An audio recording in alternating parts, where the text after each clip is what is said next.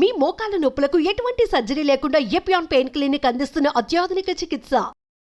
ఇప్పుడు mango season doctor గారు, అంటే మ్యాంగో సీజన్ గురించి మాట్లాడట్లేదు కానీ బనానా అన్నిటి కూడా పండించడానికి రకరకాల కెమికల్స్ వాడతారు, ఆ పేర్లు కూడా మనకు తెలీదు. ఈ మ్యాంగోస్ అయితే ఒక పింక్ కలర్ దాంట్లో పెట్టి మొత్తం పండేలాగా చేస్తారు. సో అలాంటివి తింటే అసలు ఏమవుతుంది? కార్బైడ్ మ్యాంగోస్ అంటే ఎర్లీ రైపెనింగ్ చేసినప్పుడు ఇప్పుడు కాల్షియం కార్బైడ్స్ కానీ ఇట్స్ రైపెనింగ్ ప్రాసెస్ లోపల ఏమి ఉండదు. ఎందుకంటే మనకు ఫ్రూట్ రైపెన్ అయిన తర్వాత లోపల ఫర్మెంటేషన్ అయ్యి న్యూట్రిషన్ ఫస్ట్ న్యూట్రిషన్ లాగా వస్తుంది అన్నమాట. లేకపోతే ఏమవుతుంది అంటే హై యాసిడ్ లెవెల్స్ ఉంటాయి లోపల. దానివల్ల ఏంటంటే ఒకటి ఎసిడిటీ రావటము, కిడ్నీస్ డ్యామేజ్ అవటం జరుగుతుంది అన్నమాట. సో జనరల్గా మనకి చెప్పే పాత కానీ ఓల్డ్ పీపుల్ కానీ చెప్పేది ఏంటంటే ఫ్రూట్ షైనీగా ఉంది అంటే అది మంచి ఫ్రూట్ కాదు. మనకి షైనీగా ఉందండి. మనకి పిక్చర్స్లో చూస్తే మంచిగా షైనీగా అంటే ఎవరైనా అమ్మే వాళ్ళు కానీ మీ బనానా కానీ మెయిన్ అందరం దొరికేది మ్యాంగో దగ్గర. ఎందుకంటే మ్యాంగో తినడం అనేది మనకి ట్రెడిషన్ ఇస్ కంప్లీట్లీ అది తినకపోతే అది లేనట్టే యాక్చువల్గా. సో ఈ 1 month కూడా ఏంటంటే బాగా షైనీగా ఉన్నది. నెక్స్ట్ ఏంటంటే బల్జీగా ఉంటుంది అండి, అంటే మొత్తం కంప్లీట్గా స్టిఫ్గా ఉంటుంది. దట్ మీన్స్ అన్రైపెన్ ఫుడ్ అండ్ అది కాల్షియం కార్బైడ్ కానీ ఇప్పుడంతా మిథిలిన్ అని వాడి చేస్తున్నారు.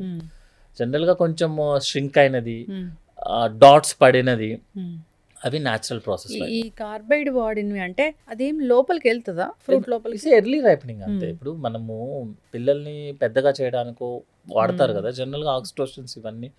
నెక్స్ట్ ఏంటంటే కౌస్ నుంచి కానీ బఫెలోస్ నుంచి మిల్క్ తీయడానికి ఎర్లీగా తీయడానికి ఒక ప్రాసెస్ అయ్యి మిల్క్ బయటకు రావాలి మేడం. ఒక ప్రాసెస్ అయ్యి ఫుడ్ రైపెన్ అవ్వాలి, లేకపోతే బై ప్రొడక్ట్స్ వేరేగా పనిచేస్తాయి. ఇవన్నీ ఆర్టిఫిషియల్ అయితే ఇప్పుడు మనకి రైపెన్ ఏదైతే ఉందో ఒక ప్రాసెస్ అయిన తర్వాత మన బాడీ యాక్సెప్ట్ చేస్తుంది. రైపెన్ ఏంటంటే ఇప్పుడు ఒక చెట్టు అది ఒక ప్రెగ్నెంట్ అయ్యి కరెక్టే కదా ఓపెన్గా దాన్ని డెలివరీ అవ్వాలి కదా, డెలివరీ అయ్యి రైపెన్ అయితేనే కదా బయటకు వచ్చింది. అట్లా కాకుండా 7th month నేను బేబీని 7th month 6th month వచ్చాను అనుకోండి, సిస్టమ్స్ లోపల ఏమి సపరేట్ ఉండవు కదా, ఏమి బాగా ఉండవు కదా. సో రైపెనింగ్ ఎర్లీ రైపెనింగ్ చేయడం వల్ల by products is very dangerous. కాకపోతే అవన్నీ స్లో పాయిజనింగ్ మేడం, అదేమి తీసుకున్న రోజే ప్రాబ్లం అవ్వదు. బట్ జనరల్గా ఏంటంటే అవుతుంది కంపల్సరీ. ఇంకోటి అంటే ఈ హెవీ మెటల్స్ యూస్ చేస్తారు యాక్చువల్గా అనమాట. పెట్రోలియం మెటల్స్, లెడ్ పాయిజనింగ్స్ అవుతాయి అనమాట. లెడ్ ఏంటంటే లెడ్ మనకి స్లోగా పాయిజనింగ్ అవుతుంది. క్యాన్సర్ ఇప్పుడు మీకు ఏదైనా స్లో పాయిజనింగ్ స్లోగా ఒక సిస్టమ్. మీకు స్మోకింగ్ వల్ల క్యాన్సర్ ఎందుకు వస్తుంది? 40 years స్మోక్ చేస్తాడు, క్యాన్సర్ ఎట్లా వస్తుంది? ఎవ్రీడే అతని స్మోక్ మన లంగ్ని ఇరిటేట్ చేస్తూ ఉంటుంది. సో 3 రోజులకు ఒకసారి రీజనరేట్ అవ్వాల్సిన టిష్యూ 1 డేకి రీజనరేట్ అవుతుంది. సో ఎవ్రీ డే మీరు డ్యామేజ్ చేస్తున్నారు అనుకోండి, క్యాన్సర్ కింద కన్వర్ట్ అవుతుంది. మీరు ఎందుకు రోజు చాలా మంది షూస్ యూస్ చేసేటప్పుడు రెగ్యులర్గా యూస్ చేశారు అనుకోండి, షూ మనకి కరిచిన అంటే ఇంజరీ చేసిన అలా కంటిన్యూస్గా యూజ్ చేస్తే కూడా అల్సర్ వచ్చేసి అల్సర్ క్యాన్సర్ కింద కన్వర్ట్ అవుతుంది. సో ఎప్పుడు కూడా మన బాడీని ఒక సెల్ని కానీ దేన్ని కంటిన్యూస్గా ఇరిటేట్ చేయదు. ఆల్కహాల్ వల్ల లివర్ క్యాన్సర్ కూడా అంతే కదా వచ్చేది. కంటిన్యూస్గా ఇరిటేట్ చేస్తే క్యాన్సర్స్ కింద కన్వర్ట్ అవుతుంది. అది ఏ ప్రోడక్ట్ అయినా అంతే. మిల్క్ ప్రొడక్షన్ చాలా తగ్గిపోయింది. ఇదంతా మనం తీసుకునేదంతా ఈ హార్మోన్ ఇచ్చి చేసిన మిల్కే. కొన్ని చోట్ల అయితే ఆర్టిఫిషియల్ మిల్క్ తయారు చేస్తున్నారు. ఇది చాలా డ్యామేజ్ చేస్తుంది హెల్త్ని, అప్పటికప్పుడే రిజల్ట్స్ చూపిస్తుంది అని కూడా అంటున్నారు. జనరల్గా మేడం మిల్క్నేమో కొంతమంది ఏమో ప్రొడక్షన్ తగ్గింది అంటారు, కొంతమంది ఏమో ప్రొడక్షన్ ఎక్కువైపోయింది, దాన్ని మనం ప్యాకెట్లో పౌడర్స్లో మార్చి 10 yearsకి సరిపడా మిల్క్ ఉంది అని చెప్తాము. మిల్క్ని పౌడర్ కింద మార్చడం కూడా రాంగ్ ఏం కాదు కదా. So milk is always healthy actually. Problem ఎక్కడ వస్తుంది అంటే అవి కంటామినెంట్ అవుతుంది యాక్చువల్గా అనమాట. అంటే ఇట్లాగే మీకు మిల్క్ కొంచెం ఉంటుంది, వాటర్తో డైల్యూట్ చేస్తాడు, సో మీకు రావాల్సిన ప్రోడక్ట్ రాదు. ఒకటి హెల్త్ ప్రాబ్లమ్స్.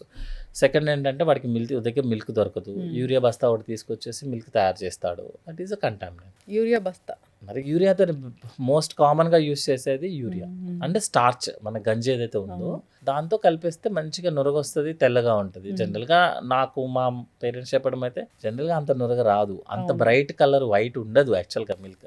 మనకేమో కొంచెం బ్రౌన్ ఉంటేనేమో కంటామినెంట్ అనుకుంటాము మనకున్న తెలివితేటల్లో.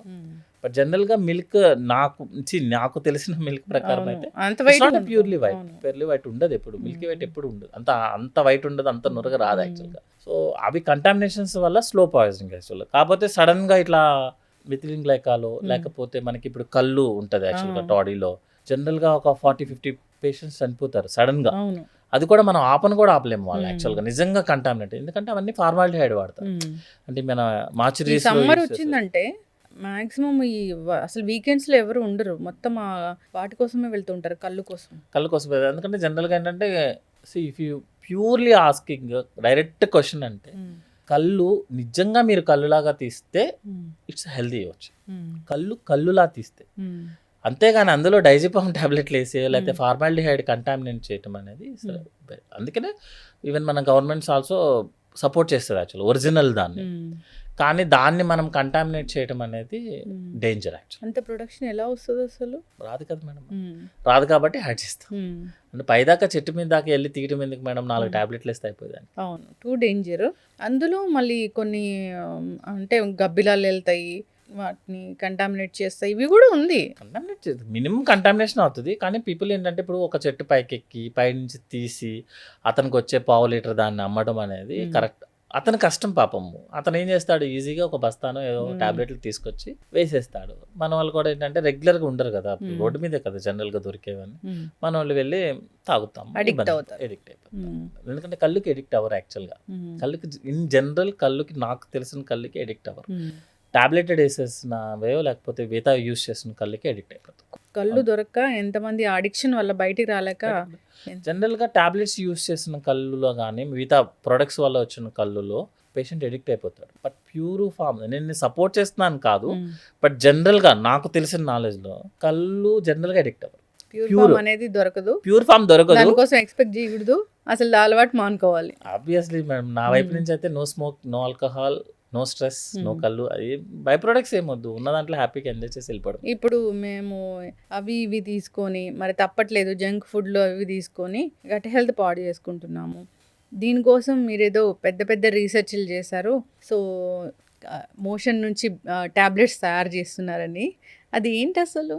జనరల్గా ఇప్పుడు క్లాస్ట్రిడియం డిఫికల్ అని చెప్పి ఒక ఇన్ఫెక్షన్ ఉంటుంది. యాక్చువల్లీ ఇది స్టార్ట్ అయింది ఏంటి అంటే ఎక్కువ రోజులు ఐసీయూలో ఉన్న పేషెంట్స్ కానీ, హై యాంటీబయాటిక్ యూస్ చేసిన పేషెంట్స్ కానీ మనకి గుడ్ బ్యాక్టీరియా మొత్తం డెత్ అయిపోతుంది. డెత్ అయిపోయి బ్యాడ్ బ్యాక్టీరియా అంటారు అన్నమాట, క్లాస్ట్రిడియం డిఫికల్ అని. It's most dreaded bacteria. దాని అదేమవుతుంది అంటే మన ఇంటెస్టైన్ మొత్తం డ్యామేజ్ చేస్తుంది. యాక్చువల్గా ఇన్ఫెక్షన్ని మీరు ఎన్ని యాంటీబయాటిక్ వాడినా కూడా తగ్గదు.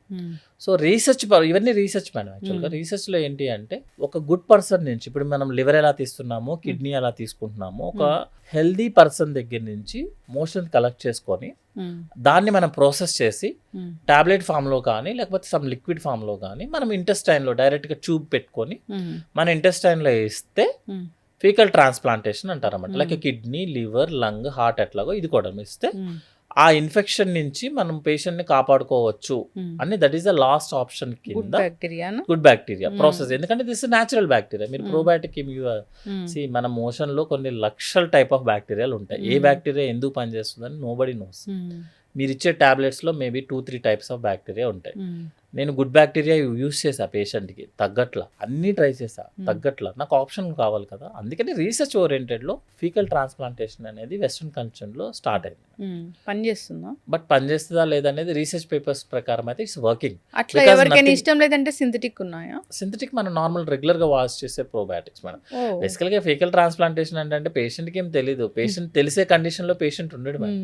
టాబ్లెట్ ఫామ్లో కానీ లిక్విడ్ ఫామ్లో ఉంటుంది. మేము నోట్లోంచి ఒక ట్యూబ్ పెట్టుకుంటాం, ముక్కులోంచి ఒక ట్యూబ్ పెడతాం, అందులో ఇచ్చేస్తాం. లేకపోతే ప్రోబయోటిక్స్ అని మీరు ఎలా తయారు చేస్తారు? ప్రోబయోటిక్స్ అన్ని బ్యాక్టీరియల్, బ్యాక్టీరియా, గుడ్ బ్యాక్టీరియా నుంచి ఫర్మెంటేషన్, జెనెటికల్లీ ఇంజనీరింగ్ బ్యాక్టీరియాస్. అంతేగా మనం ఏం ప్రోడక్ట్ వేరే చోట తీసుకోవడం కుదరదు. యాక్చువల్గా న్యాచురల్ ప్రొడక్ట్స్ ని యూస్ చేసుకొని మనం బ్యాక్టీరియాతో ఫర్మెంట్ చేసి దాన్ని ప్రాసెస్ చేసి టాబ్లెట్స్ తీస్తాం అనమాట. సో అందుకే మనకి లిమిటెడ్ నెంబర్స్ వస్తాయి.